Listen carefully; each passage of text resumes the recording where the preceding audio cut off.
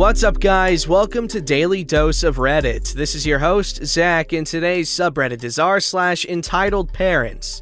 This story's called Narcissistic Grandma Alienates Family to the Point of Denying Husband a Funeral. Okay, since my friend has encouraged me to share more entitled parent stories, here's the first of my first story involving my own father. This is my second story, but I've given permission to my friend to post it here for me. English my first name, but anyway, this isn't about my own parents, but rather one of my mother's, namely her mother, aka my maternal grandmother. Now, to sum up, my mother is a very sweet, extroverted woman who, if you had to pick at least one negative thing about her, is her hyperactivity. This is in part due to a medical condition, which I will not be naming to keep some sense of anonymity, I'm assuming, which actually almost killed her when giving birth to me, as well as when she was young as 6, and does cause her notable pain when it's active, as her own body literally attacks her. This condition was inherited from both her parents, and while her father, my grandfather, handled it very well, despite back when my mother was young, it wasn't the best understood condition, and was an equally social individual who'd do anything to help. Her mother, my grandmother, did not. Some of the stories told by my mother of her own mother when young paints her as a narcissist, always trying to show a great image, but crap talks behind people's backs. Honestly, I think she wanted the image of having kids, but didn't want to have the attention taken away from her by the kids, as a lot of the stories hinted a weird jealousy towards her own kids, especially when my grandpa gave my mother or her brother attention like a decent parent, or would actively encourage or promote actions in which my mother or brother could potentially be hurt, which never worked, thankfully. But one thing out of all the stories my mother told me, especially when she got sick, and even when she was literally dying at an age not even in the double digits, her mother was worse off. Now, here's where I actually came into the picture in interacting with this woman. Admittedly, when I was younger, I kinda had an issue with male figures, thanks to my own father, so I really fell for my grandmother's sweetness and didn't overly trust my grandfather. As I got older, though, I really started to see what the heck this woman was like. Some of the highlights I noticed in particular was the fact she would try to baby me much like a 5-year-old or younger in a somewhat aggressive way, with comments like, "You didn't stay little," or little hints at her disdain at her ever-increasing age and messed up health. Keep in mind, this woman had the same health conditions as my mother, who actively looked after herself and never let it stop her being active, while grandmother smoked like a chimney, ate unhealthy, and never exercised, which ultimately made her gain weight and made her condition worse. Yet somehow, she was the victim and we had to feel sorry for her. Continuing on, I'd heard stories about how they, my grandparents, helped their kids go to university, which is a lie confirmed by my uncle, mother's brother, and grandfather. They sent a bit of money, not a lot, but nothing else after, and that they worked their asses off to put themselves through school. The weird part, though, is because both my mother and brother were separate in distance, both were convinced that their parents helped to put the other through the university until the lie was confirmed. Admittedly, this started to really get me wary, as I, at the time, 10 years,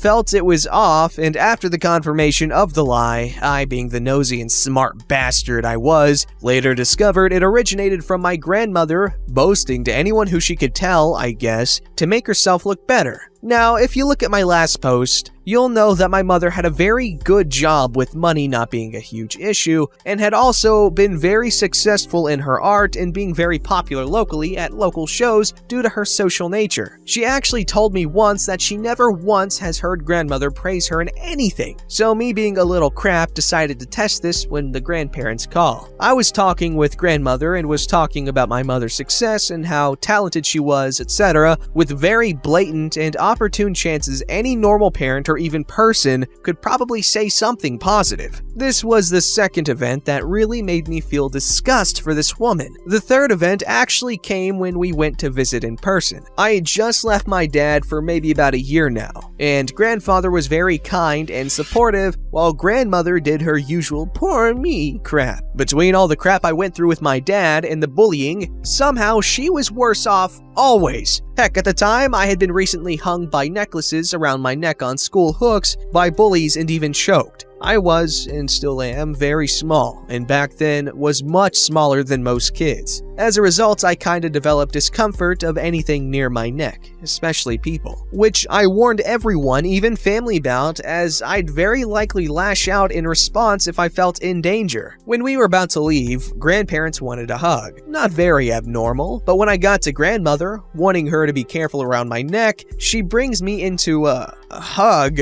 which was more like a headlock around my neck. With her babying behavior and me getting anxious, I warned her to let go by the time I get to my second warning, which involved the promise I can't guarantee I won't react physically. It took my mother and grandfather literally prying her off me and me needing to be comforted by my mother on the way out. Not much happened after that, and we never saw them again physically. There was always the same "poor me" and usual whenever they called, and they even missed my mother and stepdad's wedding because grandmother made a point to ensure they couldn't go, forcing granddad to stay as she was very dependent on him since she never left their home unless it was for her. Granddad eventually developed dementia, and thus the two were forced to enter an elderly home, much to my grandmother's delight, as attention all for her. We actually ended up hearing about all the lies she was telling the workers at the home, painting me and my mother as ungrateful and abandoning them. In truth, though, we just didn't want to deal with her and honestly couldn't really go see them as between limited personal time, our own issues, and cost to visit, only to be exposed to her increased toxicity. Yeah, none of us wanted to deal. The funny thing is, she was telling the workers about all the expensive things she and granddad paid for us, including lessons and courses for fun sports activities. A lie I thought was funny as hell, as one course for said activity was actually initially paid by my dad when I was still living with him, not grandparents. It actually got so bad, workers actually called both my mom and uncle for the truth, even though they even by their own admission knew it was all lies. Apparently, according to some of the information and stories I got from family, the workers despised when they had to tend to her. But the final nail in the coffin that actually came and resulted in absolute alienation of grandmother, and no contact came after granddad passed. Granddad was a kind man who would help everyone and honestly was in love with grandmother, even if she wasn't the greatest person, and stayed with her till the end of his days. But he was easily manipulated by her. As a result,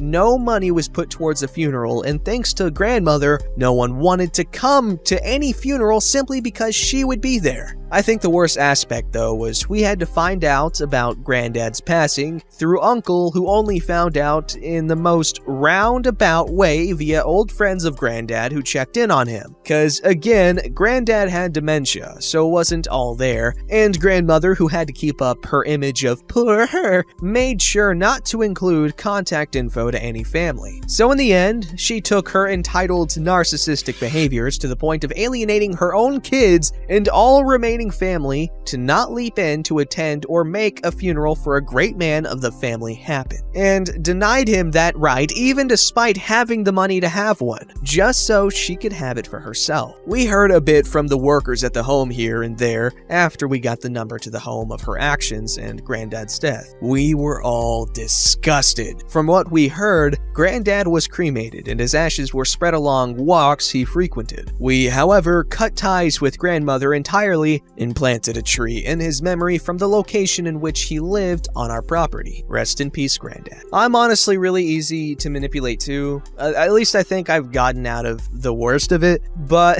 I'm really easy to manipulate, especially if you're a nice girl. Especially if you wear a sundress. Yeah, I'm done then. Anyways, yeah, that woman sounds terribly disgusting to be around, and that man had to live with her. Also, I'm pretty sure dementia can be caused from plaque buildup in the brain, and plaque builds up when you don't sleep, so sleep deprivation can lead to dementia in the long term. So maybe this guy was stressed out of his mind every night because this woman was constantly whining and crying and whining and crying and whining, and it drove him to dementia in the long run. But that's what she did.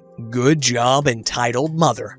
Alrighty, this story's called Entitlement 35,000 Feet in the Air. Prologue. I bring you one of the most exhausting encounters I ever had in my life. One that put my patience to a test and made me consider quite seriously attempting to open a plane emergency door to take the plane down alongside my sanity. Intro. The year is 2017. I'm leaving my country for the first time on my own to attend a work-related convention in the USA. I don't handle flights well. Not a phobia thing, it's a physical thing. The change of altitude messes me up. Plus, I was nervous because it was my first time on my own going the furthest I'd ever gone outside my country. The flight, which was going to take off around 1 p.m., got delayed to 1 a.m. the next day. I was tired of going and returning from the airport and then going again. I just wanted to sleep. I put the headphones on and find that the plane has a great music collection. I pop Black Star, the last album by David Bowie, and let myself be lulled to sleep by the Thin White Duke himself. The cast. Me, entitled mother, child.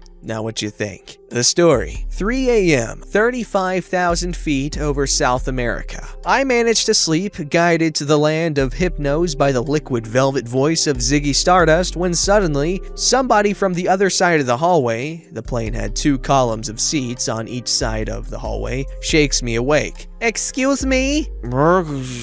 Excuse me? I wake up, my eyes darting around the darkened cabin, attempting to focus on who was talking to me. Finally, I get my bearings and I see entitled woman. A woman around 40 to 50 years old, extremely thin to the point of looking unhealthy, with a twisted bird's nest of auburn hair atop her head. She had poked me with her long, fake green nails and was wearing a somewhat flimsy floral dress that clearly was at least a couple sizes too big for her. She had orangish skin, surely from getting her tan out of a can rather than the sun, and had big 50s style eyeglasses, the ones with the colored oval frame. Sorry, I didn't want to wake you up, but I need help. Wait, what? I need help. I can't figure out the screen. She pointed at the screen in front of her, the same one I used to get my dose of Major Tom. I was a bit confused, a little bit bothered by her actions, but I was raised to be helpful, or attempt to be helpful, so I tried to help her, whispering to avoid waking up other passengers. What's the problem? I don't know a lot about how this works, but I'll try to help. Perfect. Just tell me how to put on a movie for my baby. I start explaining. At least I attempt to guide her as much as I can while wondering, where is her child? Maybe he went to the bathroom because the seat beside her was empty, or that's what I could perceive through my drowsy eyes. I finally managed to get the movie she wanted to watch. Dr. Dolittle, the Eddie Murphy one, and attempt to sleep again. She didn't even thank me. I turn around and ball up, attempting to sleep again. I don't know how much time passes before she wakes me up again. Excuse me? Her emerald claws prickle my back once again.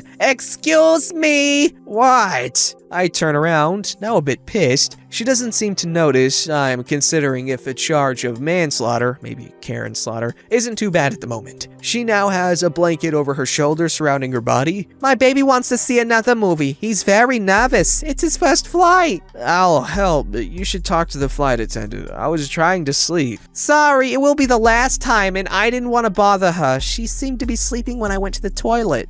Once again, I gather my patience and attempt to help, but I realize something. There is no child. Once again, the chair is empty. I realize she had the blanket the last time, and soon I realize who she was talking about. I stop in my tracks and see the head of a chihuahua popping out her blanket. Yes, people, she was talking about her dog, as this airline allowed small animals into the cabin. I stop in my tracks and I look at her. I look at her in silence for a long time. She looks at me, not understanding what's happening, and then tracks my eyes that are looking at her dog. She smirks and chuckles, trying to pass it off as something fun. I don't even say anything. She sees my eyes and realizes the gig is up. I silently turn around, trying to sleep again, putting good old Jareth on blast to avoid any further interruptions from the entitled mother and her child. That's incredibly creepy. I'm sorry, but that is weird. People, I understand you love your pets a lot, and they are a part of your family, okay? I've had pets before, currently don't have any, but I'm gonna change that as soon as I can. But this is past that fine line between weird, slightly strange, and concerning. Okay, this past that line at least 30 miles back. That's just disturbing. Don't do that, especially if some guy's trying to sleep. And just obviously I don't condone waking up flight attendants if they're asleep. Obviously that's their job, but that's not something I would ever want to do unless it was an emergency. I'm just confused as to why it's okay to wake up a paying passenger as opposed to a flight attendant who's being paid to do the very thing you woke up a passenger for. Anyways, very glaring gaps in the logic department of this woman's brain.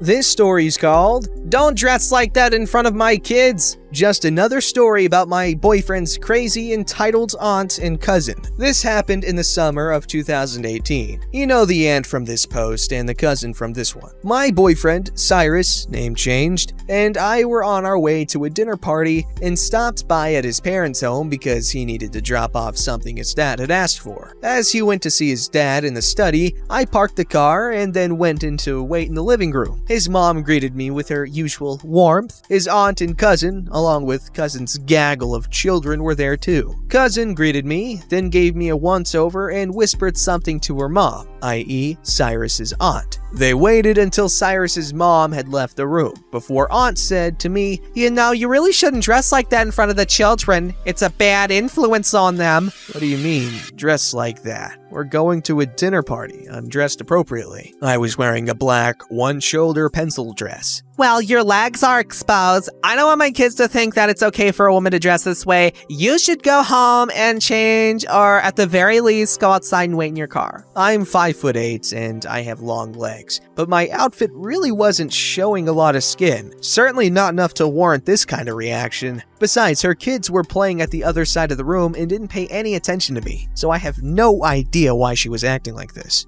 Damn it, I knew I should have just worn the bikini. Do you think you're funny? As they were babbling, Cyrus entered the room. They didn't see him. He had heard what they were saying and clearly didn't like what he heard. Aunt and cousin never talk crap in front of him as he has chewed them out in the past. He asked cousin why aunt and cousin couldn't dress better. Did they really think it was okay for cousin's kids to see them dressed in tacky saris? They should really go home and change. When they acted indignant, he simply asked, "Oh, I'm sorry. Do you feel insulted that someone is commenting on the way you dress?" They obviously had no answer. Cousin gave me one last angry look as we were leaving, and I gave her a smile. Oh, you see, I had a feeling that they were, probably Indian. The aunt, cousin, and mom, and the cousin's kids all in the same house. The aunt and cousin making really mean comments that are subtly, not so subtly disguised as, advice. Sort of. And then the sorry thing just gave it away, obviously. But anyways,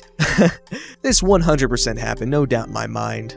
Don't forget to like, subscribe, and hit that bell to never miss an episode.